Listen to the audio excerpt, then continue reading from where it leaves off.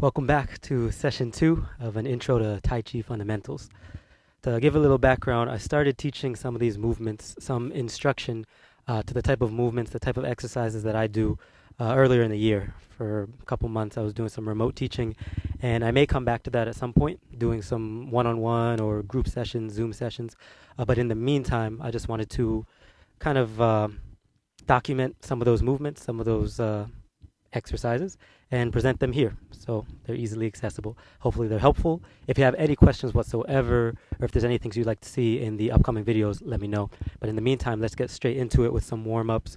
Just opening up the shoulders, just like last time, circling a few times, going 1, 2, 3, 4, 5, 6, 7, 8, 2, 2, 3, 4, 5, 6, 7, 8. Backward, 1, 2, 3, 4, 5, 6, 7, 8, 2, 2, 3, 4, 5, 6, 7, 8. Can loosen up the wrists, loosen up the ankle, get everything moving a bit. 1, 2, 3, 4, 5, 6, 7, 8, 2, 2, 3, 4, 5, 6, 7. And the other side, same thing. Just loosening up the joints, getting everything flowing. So we're going to be doing a lot of hand movements for this session.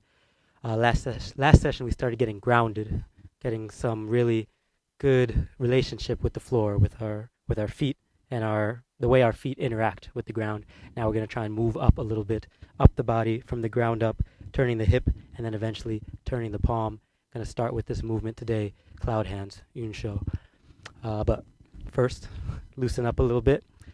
And especially take this time if there's anything that's particularly tight for you. If maybe you have some hips, you need to stretch that out, go ahead and do that. If your ankle's acting up, take the next few minutes to just attend to yourself while I break this down a bit. The movement, again, that we're going to be doing today is Cloud Hands. Just give you a sense of where we're going to be going by the end of this half-hour session. And we're going to start from the ground up. We're going to get a little bit of review from last time of this transferring the weight, but not just transferring the weight from side to side, from foot to foot, but also turning the hips, starting to engage the waist, because the waist is going to be what directs each of these movements. Whenever we have a movement, whether we're advancing, pulling back, striking, blocking, whatever we're doing is going to be dictated by the waist. It's going to be, the waist is like the maestro that's orchestrating all the other elements of our body. So we'll start here. Relax everything. And get grounded a bit. Get into breathing. As I say before, I like to inhale and rise up. Exhale, sink down. So this is just to get everything steady. Get your heart rate to settle down a bit. Get your muscles to loosen up a bit. And allow your breath to just harmonize all the other movements. Because there's no point jumping into the exercises, no point jumping into the actual structure of the movements if the body is not yet calm and ready to receive it. So with each inhale, just lifting up as though there's a string pulling the palms up, also pulling the whole body up. I like to picture the string at the crown of my head lifting me up. And then when I'm ready to release that breath and exhale, sink down. And you can keep going with that while I show you from the side a little bit about the posture that we discussed last time. You want to have the tailbone tucked under just a bit. And I think of my spine kind of pushing back just a little. Rather than pushing my chest in front, I'm letting my chest sink down, pushing my spine back so I could push someone with my vertebrae. That's just a way to help engage the core. Tucking under the tailbone and pushing the spine back a little bit, getting a nice, getting it so that your torso feels inflated, full when you do these movements. Yeah. So once we have the tailbone under, we just lift the whole body up on the inhale, keeping the tailbone tucked, and then the whole body sinks on the exhale.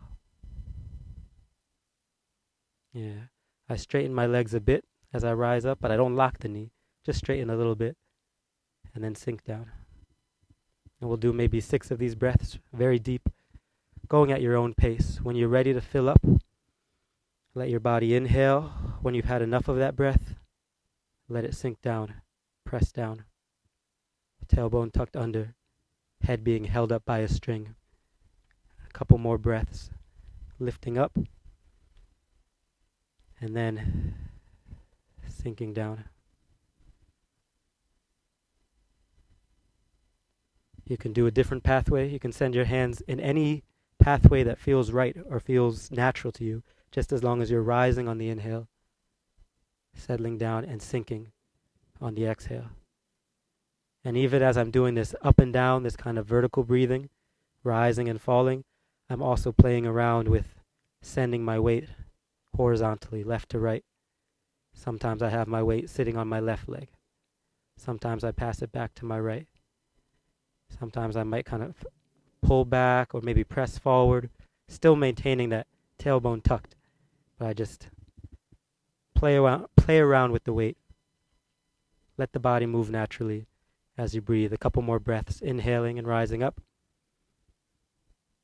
Exhaling, getting rooted.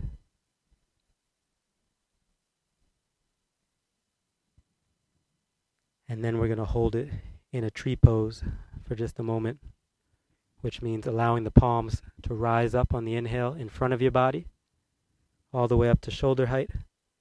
And then you can allow the palms to turn inward. So my left palm is facing my left pec, right palm facing my right pec. And I have my fingers engaged. You know, they're not limp, they're also not tensed, but they're somewhere in between, just engaged, filling them up with intention, focus, not to the point that they're stiff, but also not to the point that they're empty. So filling up the palms, filling up the fingers in front of the chest, letting the elbows sink, shoulders sink. So while I have the palms engaged, I'm trying to isolate only these muscles engaged, only this part of the body full. And then the wrist, shoulder, elbow, let that all sink. Let that be empty. Yeah, and hold that there as I demonstrate. The reason we want to have the shoulder really loose is because when we do these movements, like pushing, punching, you want the extremity, you want this part very solid. If it's a fist or a palm or just a Taichi palm, you want this part engaged, the shoulder loose, so you can be swinging like a rock on a string, You want the force at the edge, but you want the flexibility, the receptive, the openness of the shoulder. If the whole thing is tight, you won't have much mobility. If the whole thing is loose, you won't be able to do much with this loose palm. So you want the palm engaged while the shoulders relaxed, and then you can really have some control, do what you like with the movement. But we'll work up to that little by little. So let's see where we're at now. A little exercise along that note to try and get some strength into the palms, into pushing out. As I say, Taichi palm is usually pretty graceful, relaxed, but now we're going to transition for a moment into more of a wushu palm. A wushu palm is fingers straight, thumb locked, just to exercise, just to practice really holding a little bit of tension in the palm. And you're going to bring that palm back. See, I got the fingers straight, thumb bent, bringing the palm back into what we call chambering the hands, pulling the shoulders really far back, elbows really far back, and the hands just at the waist, ready to push. And then you can push out.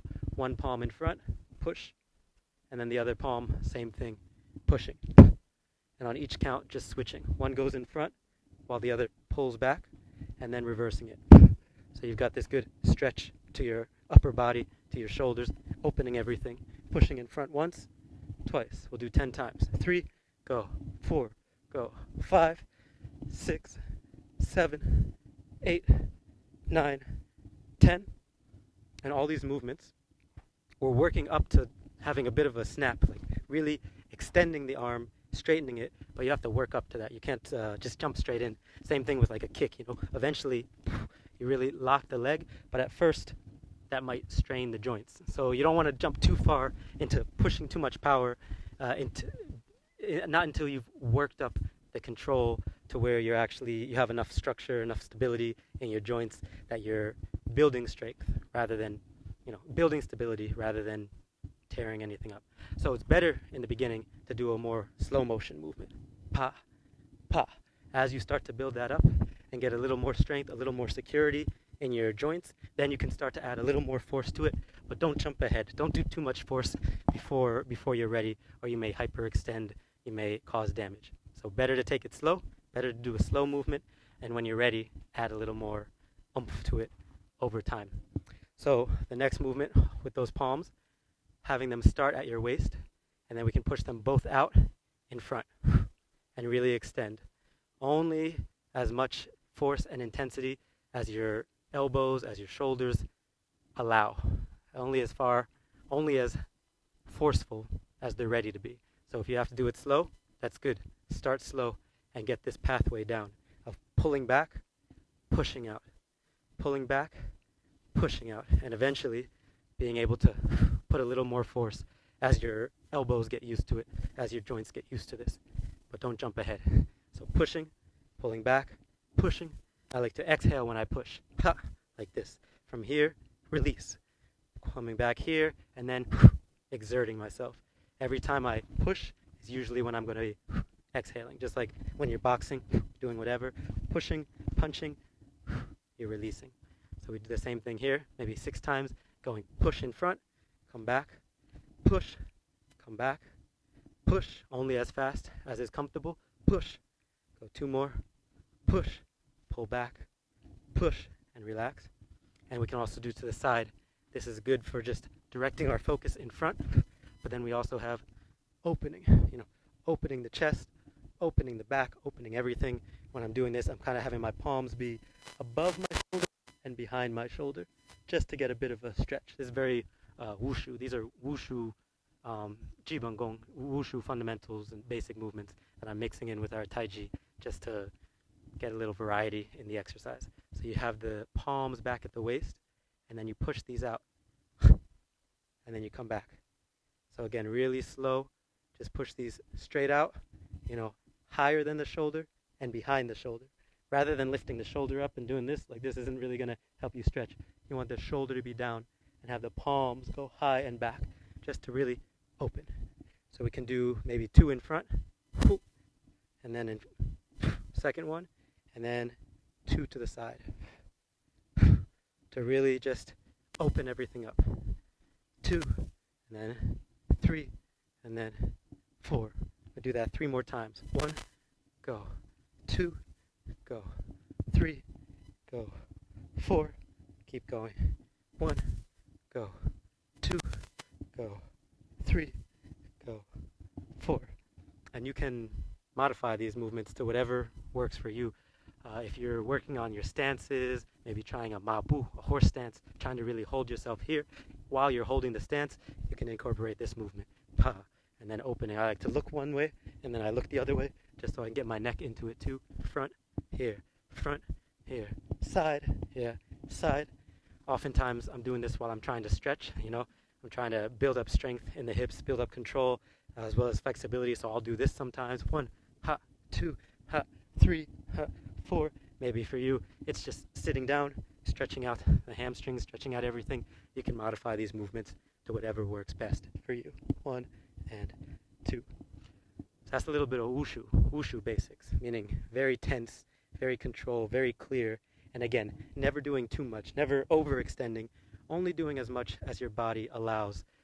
You're trying to work with your body with these movements. You're trying to find some harmony with where your body's at. You're not trying to push forward, push too far to the point where you damage things, and then you're going backwards.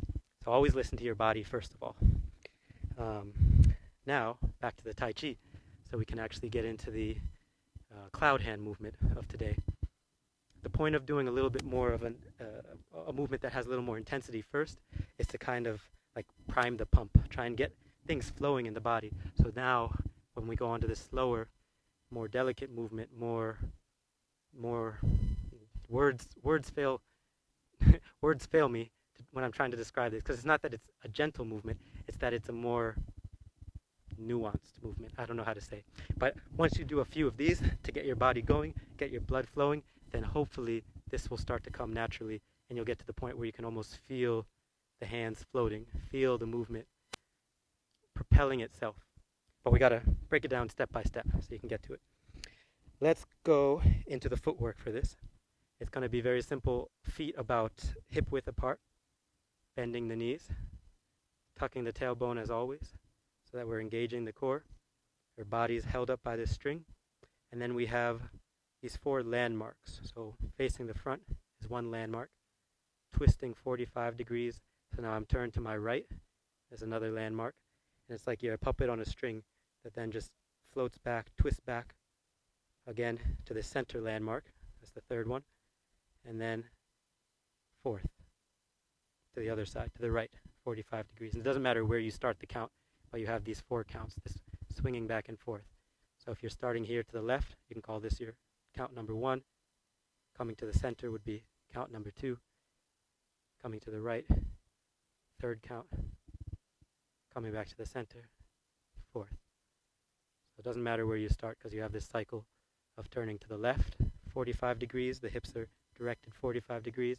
Eventually they're directed to the front, then 45 degrees to the right, the other side, and then again back to the front. Keeping my feet pretty much planted, but the feet can do whatever they need to help accommodate this movement. Some people, they like to practice pivoting a little bit. Maybe you're going to be pivoting on your toe. If that's what helps you, if that's where your body's at, if that's what this movement demands of you or what it's asking you to do, then you can spin around on your toe. Some people like to spin around on the heel. Some people like to spin around on the whole foot. That's fine. Right now, I've been practicing trying to keep my feet planted. So when I'm twisting, my feet aren't actually moving. It's only my hip moving. But that only works if you're being very deliberate with your ankles, with the stability of your leg muscles. So if you haven't stretched those out, then maybe this isn't comfortable. Maybe then it's helpful for you to move. Maybe you even have to step. You do whatever you need to do with your feet just to allow, just to facilitate this turning of the hip. The focus should be on the hip. And the feet just do whatever they need to allow this nice, smooth turning. 45 degrees one direction, back to the front, 45 degrees to the other direction. Now that we have that spinning, we can play around a little bit also with shifting of the weight. This is what we did last time, where we have, both feet 50-50 with the weight, and then we pass more of the weight onto the right leg to the point that all the weight is here. You're holding yourself up on the right leg, and the left can just float. It's free, 0% weight, and then you pass the weight back little by little. Remember, I suggested that this is a movement you should do every day.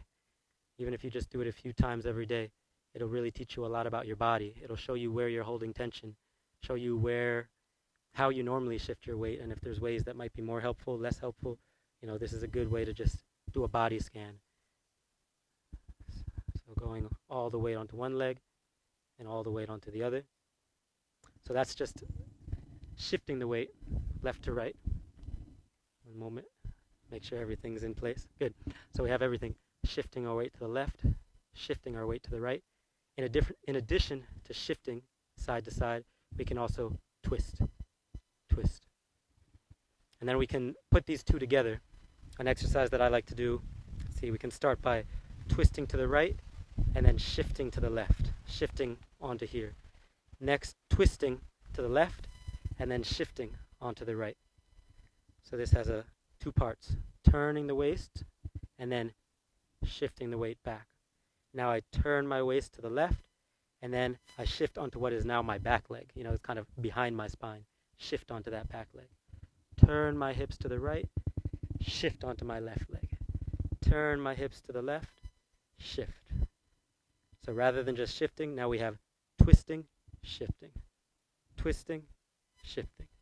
And the rhythm can just be whatever makes sense to you. But I like to really twist here and then sink back. Twist, sink back. I let my hands follow and just do whatever is natural. Eventually, as you get more comfortable, a little more flexibility, you can do this in a lower stance. And it's the same thing, twisting and then shifting. I twist to my right, shift to my left leg. Twist to my left, shift my weight to my right leg. So again, same thing whether you're doing it high or low, but this is just to build in addition to our shifting weight left, shifting weight right, shifting weight left, shifting weight right. Now we have shift left, shift right, turn right. Just adding another element of turning the hips. And I have my hands here just so you can see where my hips are pointed. I turn my hips to the left, shift to the right, turn to the right, shift to the left, and then I just let the hands relax, and eventually, this is more or less what I'll be doing with my lower body as my hands do the Yunshou, the cloud hands. So now that we got the lower body engaged, let's try and get the palms moving. The palms are going to be at one of two heights on this movement, and actually most of these next 4 hand movements that we're going to be covering, the palm is either going to be directed in front of the chest, in front of the middle of the chest here. So when it's up high, it's kind of in front of the chest, but then when it goes down low, it'll be in front of the dantian, which is 2 fingers below the navel. So we can start with just one hand, shift to the right, turn the hips to the right, and let the left hand be here in front of the dantian, so just a little bit below the navel. And what we're going to do is lift this up, lift this left palm up to set in front of our chest, kind of how we were just doing in our tree pose, standing here. So we turn to the right, lift up the left palm in front of the chest, and then we turn the hip and let the palm follow. This is the cloud hand moving like a cloud. And then we let those fingers go straight up. Now our hips are toward the left. This is our 45-degree landmark this way. I let my palm turn out, and then I press down as I unwind the hips. Eventually I'll get back to my 45 degrees to the right landmark, and I let my left palm sit in front of the dantian. So the palm's pathway goes up in front of the chest, and then the hips start to turn toward the center landmark, toward the corner landmark, and then I let my fingers up. I watch my hand, focus on my hand. I let the palm go out, and now this is kind of like the wax on, wax off. This is a block striking. From here, I let the palm push down as I let my hips return to the center, and then I let my hips turn to the right and settle my hand again. So we'll do that 3 times with that pathway. Lifting up the left palm, keeping it a little bit engaged, and then swiping it to the left. Once my hips are all the way to the left, I let the palm go up. I let the palm go out, so I'm ready to now push down, and then I'll let my hips come back around. Once my hips are to the right, I have my left palm in front of the dantian, and then I lift it up to chest height and start to carry my hips again over to the left. Once I'm facing the left, I have my fingers up, palm out, palm down. One more like that. I turn my hips to the right. My left hand is in front of the dantian. I lift it up to the chest. I turn. I allow my fingers to float up. Have my hand face out. Press down. And the other hand will be the exact same thing. Turning the hips to the left 45 degrees. Letting the right palm go in front of the dantian. So the center line of your body here. 2 fingers below the navel. That's where your right palm is in front of. And I begin by lifting that palm up to now be in front of my chest. I spin, unwind to the right. Once I'm 45 degrees to the right, I let the palm face up, let the palm face out, and then press down as I let my hips turn back around to the center. Now my hips are to the left. My palm is here. Lift up. We'll do that 3 times. Around, fingers up, watching them. The hand is in front of my chest now. I turn the palm facing outward, and I press down as my hips come around. Let the palm come in front of the body. 2 more times. Lift it up to chest height, directly in front of the chest. Spin it to the right. Let the fingers rise up. Now I'm turned 45 degrees. Palm out, press down. 1 more like that. The palm in front of the dantian. Lift it up. Spin. Fingers up. Push out. Fingers down. Good. Now we just try and coordinate those 2 together. Have the left palm, right palm moving at the same time.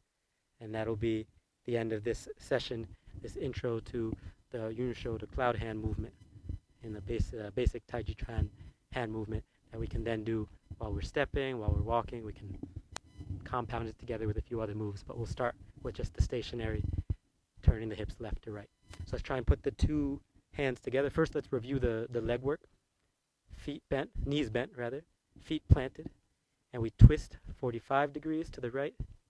Allow the body to spin, relaxed, to the center, spin to the left, spin back to the center. So those are our 4 landmarks. Twisted 45 to the right, which is when our hands will be like this. Twisted to the center as we're clouding the hands. Twisted to the left, now our hands would be in the reverse. And then twisting back to the center, clouding the hands. Let's cloud the 2 hands together. Turn the body to the right, 45 degrees. If I'm turned to my right hand is on top. That's going to also apply when we do hold the ball movement. If I'm turned to my right hand is on top. In this case, it's on top in this position. Fingers up. If I'm turned to my left palm is on top. Let's start with turning to the right palm on top. Fingers ready to press down. Right palm is on top, left palm is down. So I have my fingers facing up here, fingers facing down here. This one in front of the dantian, near the navel. This one in front of my chest, and actually the fingertips are going to be in front of my face, but the palm in front of my chest. Relax, and then one hand goes down while the other rises. Twist. Face the left. Now my left fingers are up, my right hand fingers are down, and I do the same thing. Turn out the palm, left palm goes down as the right rises. So I like to also coordinate the breath with this. I like to inhale as I get settled here, right palm up, left palm down, and then I exhale as I exert, as I let the left hand lift up. Now my left hand sitting up. I like to inhale here as I get ready. My left palm is out. My left hand's going to push down. My right hand is going to lift up, and I like to exhale. This is the cloud hand movement. So turning to the right palm is in front, and I'm watching it, and then I press. One hand down, one hand up. Follow my left hand now with my eyes. My left hand is up. And now I'm going to press the left hand down and let the right one rise. Let the right one come up to chest height. Now I'm watching my right one. Whatever hand is physically higher is the one that I'll be watching. So as I start to turn to the left, my left one takes my attention because now it's the one up top. I turn that left palm out, press down. I let my right hand start to rise. So now my right hand grabs my attention. Your attention might not, right now, probably just be on the screen if you're trying to, synchronize your movements. But eventually, you want to just synchronize your movements to yourself, harmonize them to yourself. So as the right hand here rises, you just put your attention on that right palm that's turning until that right palm is up, palm out, and then left hand. Now the left hand is rising up to chest height as I twist to the left, palms up. Again, 3 more times, 3 more cycles. So twisting to the right, that's half of a cycle. Pressing down, letting the left hand rise as we twist to the left. That was 1 cycle. We'll do 2 more like that. The left palm is out. Press. Turning. Watching the right hand face up. Left one is in front of the dantian. Right one is in front of the chest and the face. Turn it out. Press. And I like to exhale as I twist, and then inhale as I get ready for this final cycle. Exhale as the right hand rises. I start to inhale as I get ready again, and then I twist. And then when we're done, we can just do a few up and down movements. Since we're doing all that left and right, getting things moving, now let's just breathe a few times up and down, exhaling and pressing the palms down, still having the fingers a little bit engaged. We inhale and the palms rise up to shoulder height, then let the elbows sink down, let the wrists sink down, press everything down a couple more times like that. Really feeling the feet engage with the ground, keeping the tailbone tucked under as always, and the head pulled up by that string at the crown of the head. Rise up to shoulder height, elbows sink down, wrists sink down, press down. When you rise up, the string is pulling you at the crown of your head. It's also pulling both wrists at the same time. 3 strings lifting your whole body up. And then, like a wave, let the elbows come down, the wrists come down. 3 more like that. Exhale. So 1 more inhale, rise up. When you've had enough of that breath, you're ready to let it go. Elbows down, wrists down. 2 more like that. Let the hands rise up in front of you. Inhale and lift up.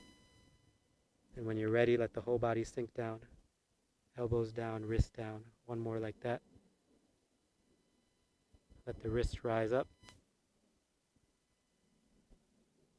Let the elbows and then the wrists press down. And then I like to let my palms settle on my dantian when I'm done. Allowing the knees to just sink down, relax. Tailbone sink down. Let the whole body sink and get settled. After all that movement, it's nice to take a moment, thank the body, be grateful for what it's shown you, for what it always does, for showing you this harmony of breathing by maintaining yourself in relatively good health, even if you have maybe some acute issues or some things going on.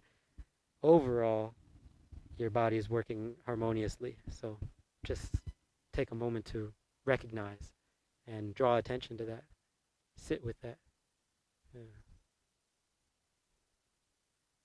Yeah. And so that's our intro to Yunshou, to the Cloud Hand movement. And hopefully it's been helpful. Last time we had a lot of up and down breathing. Now we had a little bit side to side breathing. And hopefully between those two, you can incorporate them into your own daily regimen and get some stability, get some strength, some vitality, get a better understanding of your own posture and structure. And if you have any questions, any comments, please let me know. Until next time, take care. Peace.